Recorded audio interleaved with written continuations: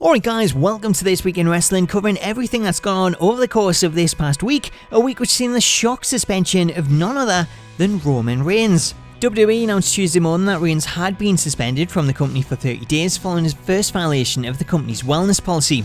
Reigns was quick to respond to the news, publicly tweeting out, "I apologise to my family, friends and fans for my mistake in violating WWE's wellness policy. No excuses, I own it." So unlike Adam Rose previously, where he believed the violation was in error and he had a valid reason, Reigns fully accepts responsibility for his actions and is taking it like a man. Or a guy. Not a good guy, not a bad guy, just a suspended guy. Regardless of Reigns' suspension, WWE's timing of announcing the violation means they can still continue to push ahead with the plans that they made on Raw, where they announced a Shield triple threat match for Battleground. That sees Dean Ambrose defend his newly won WWE World Heavyweight Championship against Seth Rollins and Roman Reigns, as Reigns' suspension will end just days before the pay-per-view. So while he may be missing in the entire lead up to the match, should WWE choose to, then they can still work around it and have Reigns be a part of the match.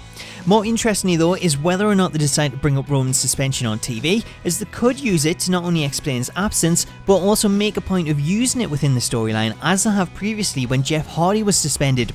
Either way, in this week's Question of the Week, we're asking what you think of Reigns' suspension and should he still be allowed to compete at Battleground? You can see Twitter responses to this week's question across the bottom of the screen, but make sure to get involved and leave your thoughts in the comments. Staying with WWE, and this week seeing Red Square Circle leak what appears to be WWE's upcoming pay-per-view schedule that'll follow next month's draft, which was confirmed to take place on July 19th on the live episode of SmackDown.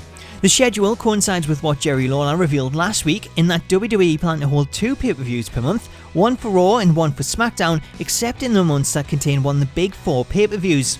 So the leaked schedule lists both shows taking part in SummerSlam this August, Clash of Champions for Raw and Backlash for SmackDown this September, Hell in a Cell for Raw and No Mercy for SmackDown in October, just the one pay-per-view in November as both shows compete at Survivor Series, and then Roadblock for Raw and TLC for SmackDown this coming December. Whether this is legit remains to be seen, but backing it up, WWE recently submitted trademarks to copyright the name Clash of Champions as is listed in the leaked schedule. Switching from WWE to Ring of Honor, and it was revealed this week that Ring of Honor Triple Crown winner Roderick Strong is leaving the company. Strong is set to finish up with ROH at this Saturday's TV tapings in North Carolina after he revealed in a recent interview that he wants to pursue other opportunities. From Ring of Honor to UFC, which we technically don't cover in This Week in Wrestling, but it was announced this week that former WWE star CM Punk is set to finally make his UFC debut on September 10 at the UFC 203 show, where he'll face Mickey Gall. Finally, this week Kurt Angle appeared on Mark Madden's radio show, where he once again stated his WWE return is a matter of when, not if, once again fueling speculation that he'll be back in the WWE very soon.